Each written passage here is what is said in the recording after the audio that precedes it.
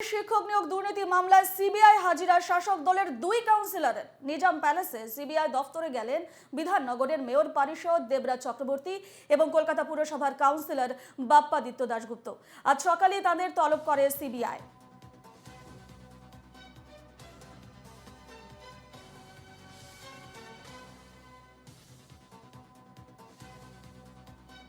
কথা বলবো, ওনারা যা উত্তর চাইবেন নিশ্চয়ই দেবো। আমার একটা জিনিস নিয়ে আপত্তি, ধরুন 24 ঘন্টার নোটিশও দেওয়া হয় না, এটা খুব আপত্তি। কখন দেওয়া হয়েছিল? উনি কালকে বিকেলবেলা আমার বাড়িতে গিয়ে 6টার সময় নোটিশ সার্ভ করেছেন। উনি আজকে সকালে এক্সপেক্ট করেন যে আমাকে 11টায় আসতে হবে। আমাদেরও বিভিন্ন কাজ থাকে, আমরা সেই কাজগুলো ছেড়ে কি করে আসবো।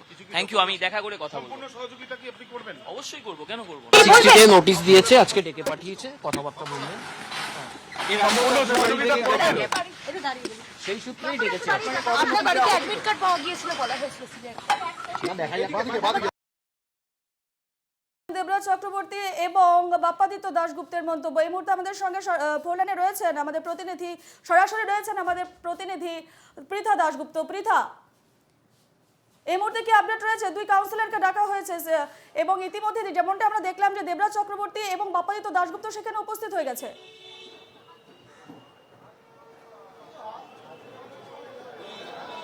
দেখো, প্রাথমিক শিক্ষক নিয়োগ দুর্নীতি মামলায় ইতিমধ্যে গতকাল রাত্রিবেলা সিবিআই নোটিশ পাঠিয়েছিল।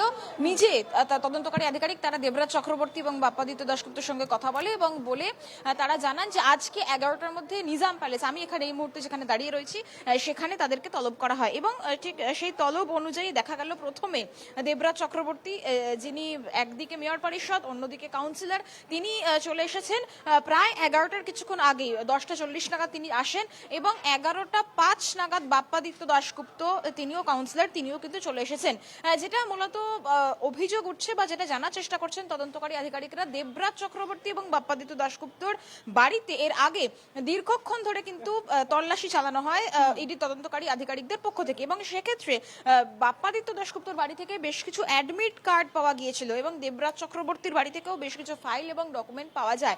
সেই সমস্ত বিষয়ে তাদেরকে আবারও জিজ্ঞাসাবাদ করা হবে, এমনটাই প্রাথমিকভাবে জানা যাচ্ছে।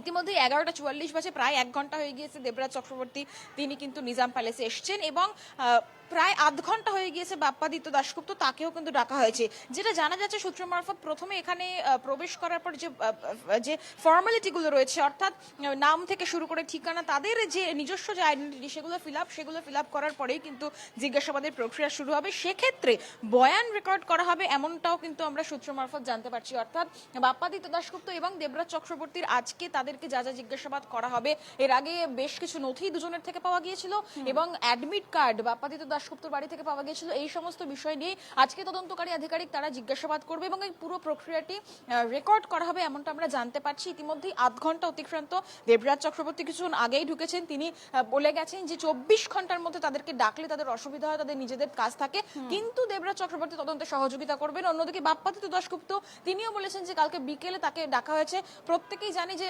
অভিযোগ উঠছে যে পার্থ চট্টোপাধ্যায়ের ঘনিষ্ঠ ছিলেন বাপ্পাদিত্য দাশগুপ্ত, তার বাড়ি থেকে অ্যাডমিট কার্ড, শুধু অ্যাডমিট কার্ড নয়, রেকমেন্ডেশন লেটার, অর্থাৎ প্রাথমিক শিক্ষক নিয়োগ দুর্নীতি যে মামলা হয়েছে সেখানে যেটা অভিযোগ উঠছে যে বেশ কিছু চাকরি রেকমেন্ড করেছিলেন বাপ্পাদিত্য দাশগুপ্ত, এমনটাও কিন্তু অভিযোগ উঠছে। রেকমেন্ডেশন লেটার পাওয়া গিয়েছিল বলে সূত্র মারফত খবর পাওয়া গিয়েছিল। এই সমস্ত কিছু নিয়ে কিন্তু এই মুহূর্তে জিজ্ঞাসাবাদের প্রক্রিয়া চলছে এবং বয়ান রেকর্ড করা হচ্ছে, এমনটাই আমরা সূত্র মারফত জানতে পারছি। ধন্যবাদ পৃথা।